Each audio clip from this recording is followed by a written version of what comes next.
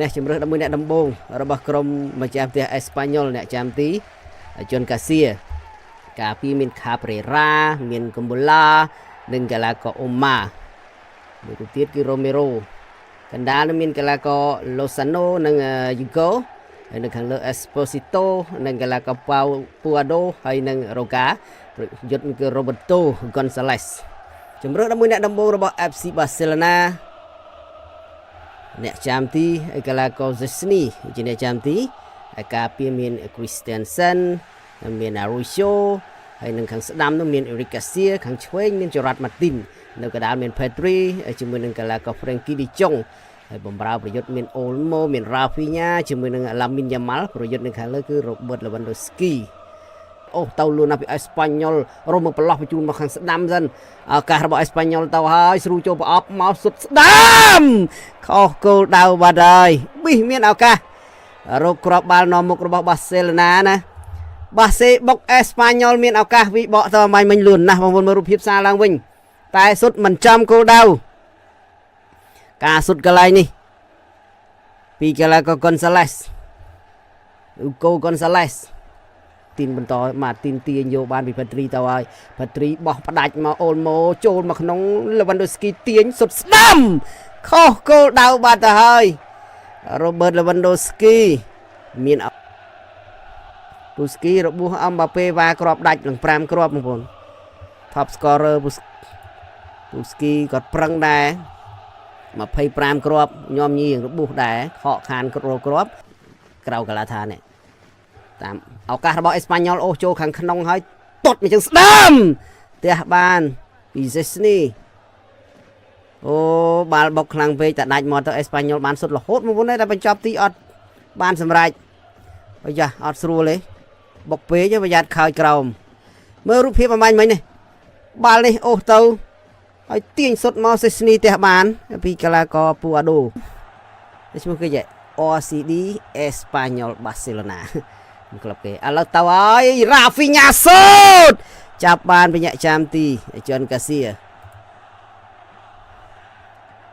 មើលរូបភាពសារឡើងវិញក៏អត់ទាញសុទ្ធពី Rafinha រៀងស្រាលបន្តិចដែរហើយ Barcelona គឺបុករៀងប្រហែសក្រោមខ្លួនឯងដែរឥឡូវទៅពី Pedri ទៀតហើយ Pedri សូតខុសទីបាត់ហើយចូលគៀកប្របាក់ពេកព្យាយាមសុទ្ធពីចងាយពី Pedri ក៏ប៉ុន្តែមិនចំគោលដៅ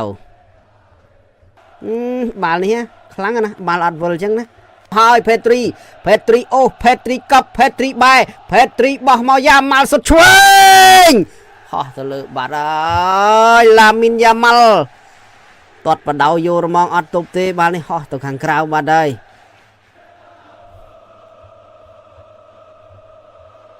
ស្អាតណាចង្វាក់អមមិញវាបកទៅលឿនណាព្យាយាមទាញឲ្យផុតដែរលបូតបាល់ឲ្យរុញមកតទៀតអ្នក Pedri បោះមកយ៉ាម៉ាល់ទាត់ឆ្វេងទៅយល់ហ្មងបាល់ហោះទៅឆ្ងាយទៅទៀតហើយឱកាសរបស់ Olmo ផ្ដាច់មកខាងលើកាសៀបញ្ជូនចូលក្នុងមក Lewandowski ទាត់មកចឹងស្ដាំអត់ចូលទេ Robert Lewandowski ប៊ីសមានឱកាសរកគ្រាប់បាល់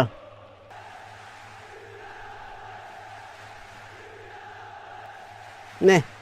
ដកទ្រូងទម្លាក់ហើយជាយាមបែសុទ្ធដែរតែមិនចូល Robert Lewandowski ពូស្គីស្ដាយបើសិនជាគាត់អត់របួសប្រហែលជាអឹមបាប៉េពិបាកតាមគាត់ឲ្យឆ្ងាយដែរណា Lamine Yamal លើកបញ្ជូនមកក្នុងប្រអប់គ្រោះថ្នាក់ Olmo ទប់ទម្លាក់សិនបញ្ជូនមក Yamal អូស Yamal ទាញ Yamal សុទ្ធឆ្វេង Goal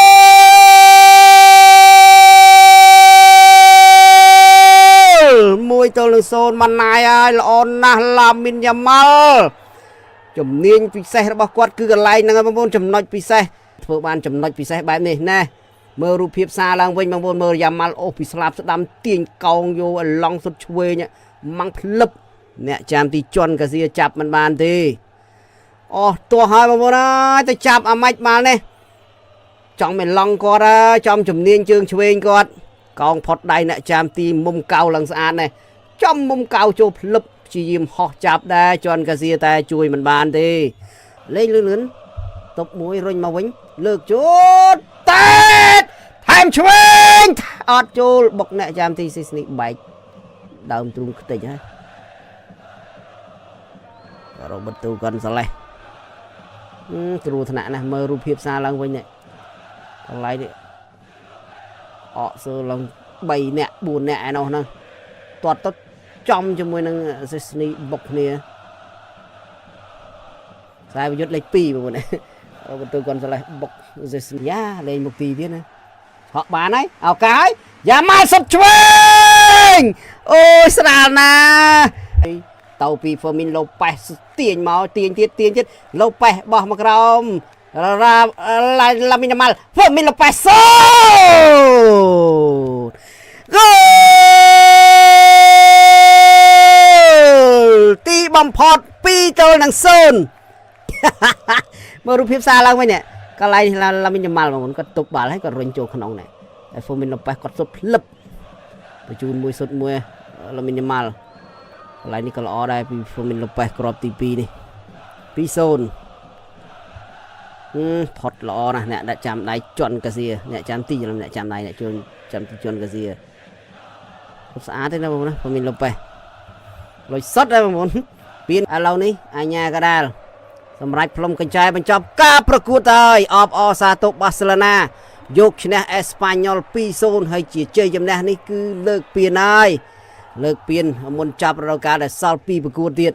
ហើយឃើញថាមានកីឡាករដូចជាចង់កំមឺតដាក់គ្នាមែនបងប្អូនណា